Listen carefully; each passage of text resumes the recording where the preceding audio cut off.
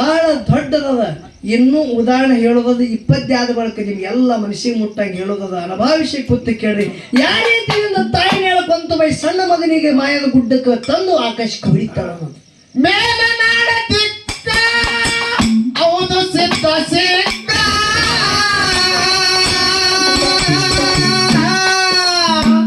ಇಸಾದ ಅಡಗಿ ಮಾಡಿ ಹಾಕ್ಯಾರ ಪಕ್ಕ ಇಸ ಉಂಡು ಹೌದು ಸಿದ್ಧಾಗ ಆಗ್ಯಾದ ಬಾದಕ ಅಲ್ಲಿ ಇಸ ಉಂಡು ಹೌದು ಸಿದ್ಧಾಗ ಆಗ್ಯಾದ ಬಾದಕ